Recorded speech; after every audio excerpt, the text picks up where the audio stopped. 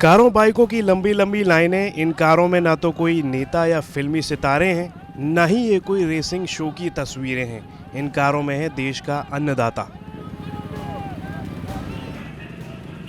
महाराष्ट्र के करीब 900 की संख्या में किसान महाराष्ट्र के राज्य मंत्री के नेतृत्व में कृषि बिल का विरोध करने के लिए दिल्ली जाना चाह रहे थे, लेकिन राजस्थान के भरतपुर में बॉर्डर पर उत्तर प्रदेश पुलिस ने किसानों को आगे जाने से रोक दिया, जिसके बाद सभी किसानों ने भरतपुर के सिख समाज के गुरुद्वारे में रात बिताई।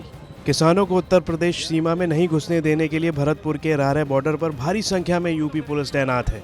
केंद्र सरकार के कृषि बिलों के विरोध में महाराष्ट्र से निकला किसानों का दल पहले धौलपुर पहुंचा था, जहां से यूपी की आगरा पुलिस ने सीमा में घुसने नहीं दिया और उसके बाद किसान दूसरा रास्ता अख्तियार करते हुए भरतपुर पहुंचे, लेकिन वहां से फिर रारे बॉर्डर पर ही यूपी पुलिस ने किसानों को यूपी सीमा से होते हुए दिल्ली जाने से रोक दिया, जिसके बाद किसानों को भरतपुर में ही ठंडी रात गुजारनी पड़ी।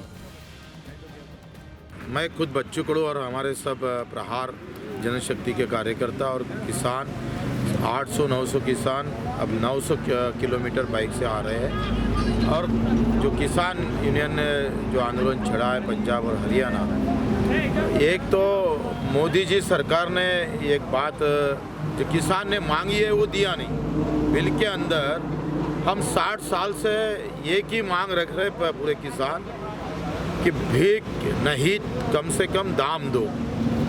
शरद जोशी ने 30 साल पहले हमारे दीवार पे लिखा था कि भीख नहीं, हमें दाम होना।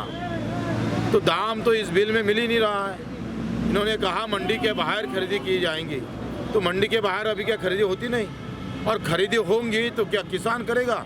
कंपनियां बड़ी कंपनियां खरीदी करने आएंगी। और दूसरी बात ये भी रखे, जमाखोरी इसमें होंगी, तो जमाखोरी कोई किसान नहीं करेगा, ये भी कंपनी वालों का फायदा होगा। और तीसरी बात ये रखी है कि ठेकेदारी पद्धति से अगर कई करार होता है, करार करके फिर ठेकेदारी से किसान कंपनी को देगा, तो इसमें कहाँ 3 में कहाँ किसान का भला है?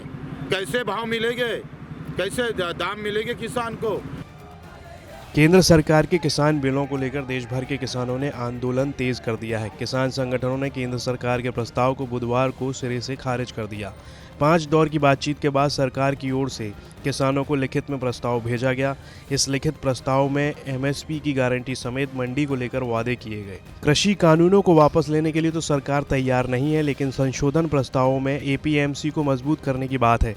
विवाद की सूरत में स्थानीय अदालत जाने का अधिकार दिया गया है। पराली जलाने पर सख्त कानून में ढील की भी बात कही गई है।